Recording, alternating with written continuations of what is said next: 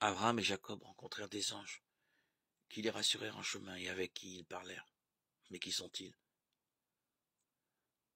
Nous les appelons anges, et notre culture a depuis longtemps lié tant de représentations à ce mot, dessinant les contours de ce monde entre ciel et terre.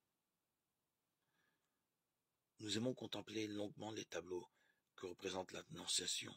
Nous sommes fascinés par les anges peints.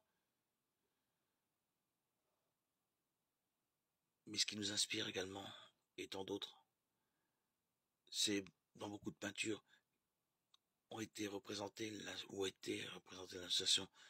Tous ne nous inspirent pas, mais nous regardons le geste, le mouvement, la délicatesse du regard, la rencontre prêt à entendre même une parole.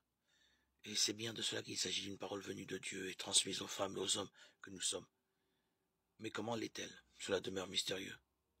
Une longue traversée dans la Bible nous enseigne qu'elle a des façons de parler, comme nous avons les nôtres.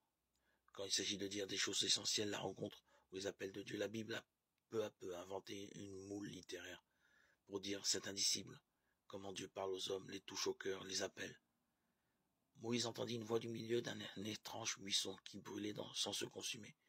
Et Dieu lui communiqua son nom et le fit pasteur de son peuple. Exode 3, 2, 14. Isaïe dit qu'il eut une vision dans le temple.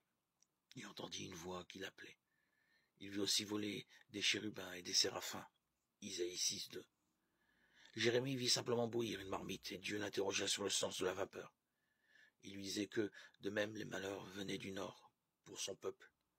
Il vit aussi un amandier et entendit ou comprit que Dieu l'appelait à amender son peuple par sa parole. Jérémie 1, 11, 12. Nous le savons d'expérience, la parole de Dieu qui retentit en l'homme est souvent intérieure, mais elle peut aussi nous parvenir par celle d'autres personnes, ou par la compréhension d'événements qui nous saisissent et deviennent paroles. Le mot parole en hébreu a ce double sens de parole et événement. Lorsque la Bible parle d'anges, peut-être nous faut-il être pudique et consentir à ne pas voir leur visage ni entendre leur voix, mais du moins accueillir leur message, car il vient de Dieu. Il en va souvent ainsi dans notre vie.